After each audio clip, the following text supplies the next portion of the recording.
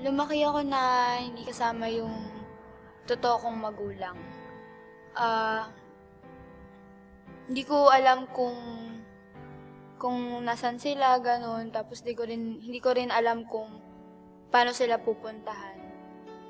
Pakaramdam ko before, parang habang lumalaki ako, sobrang laki ng kulang sa life ko. Kasi una, yung napuntahan ko na magulang, wala namang kakayahan na mag-raise ng isang maayos na bata.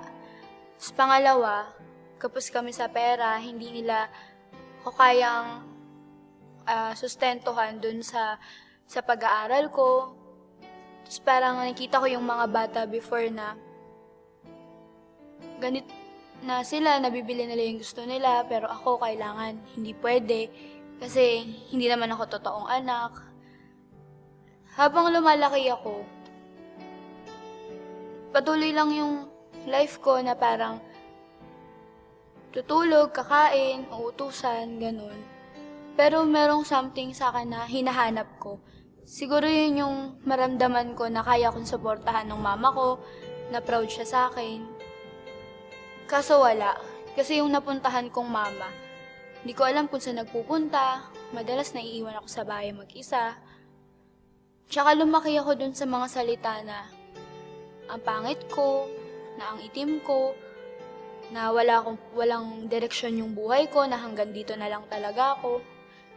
Kaya naniwala ako na ganun talaga, na siguro kaya lang ako nandito, nag-e-exist lang ako, pero wala naman talaga. Parang mamamatay na lang siguro ako na ganito. Alam mo yung parang buhay ka nga, pero pakaramdam mo patay ka kasi hindi mo alam kung saan ka pupunta, hindi mo alam kung ano ba yung meron, bakit ka nabuhay, yung ganun. Kaya parang tinatanong ko lagi yung sarili ko, tsaka ang lagi kong tanong, na gusto ko talagang parang sabihin sa mga tao is, sino ba ako? Ano ba yung halaga ko? Kasi pakiramdam ko, wala lang ako. Ganun. Hanggang sa nag-high school ako, nakapag-aral ako dun sa Sampaguita National High School sa Maine. Tapos, nagpupunta dun sina Kuya John, sina Kuya Ashley, sila Kuya GB, yung mga RLC senior.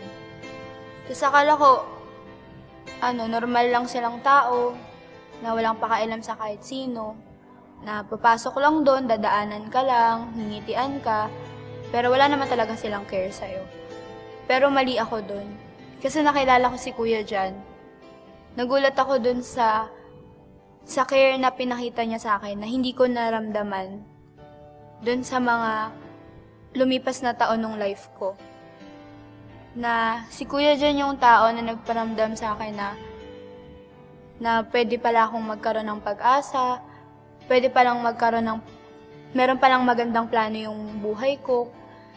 Tsaka si Kuya Jan yung parang isa sa mga tao o unang tao na umiyak sa harap ko dahil nasasaktan siya sa nangyayari sa akin.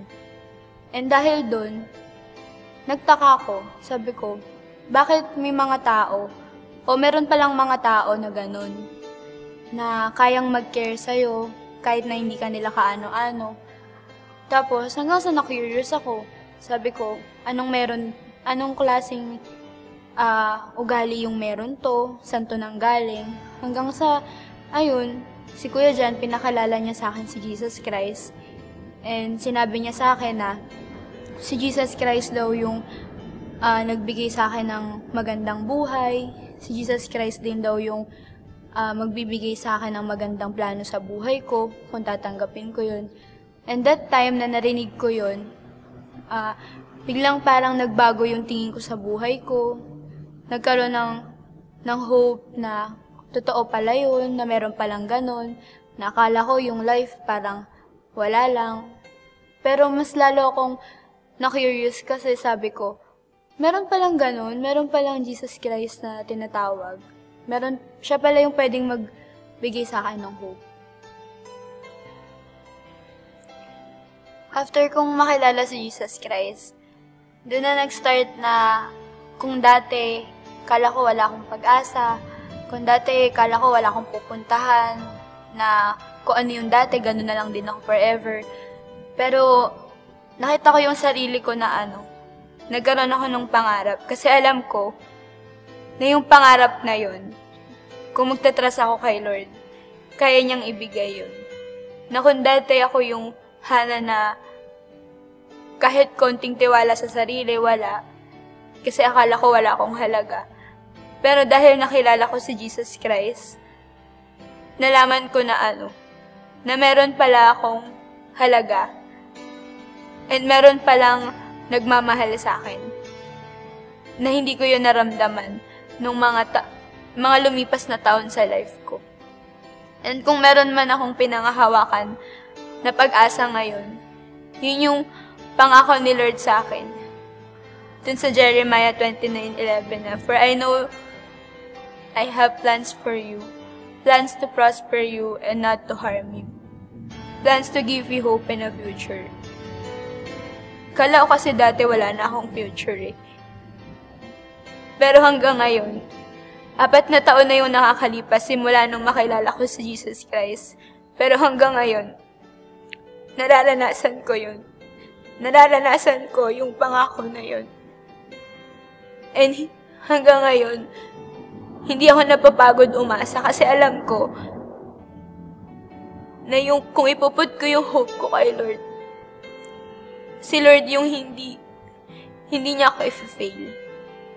Kasi Lord siya. And hindi lang siya basta Lord. Siya yung Lord na sobrang mahal ako. Simula pa nung una.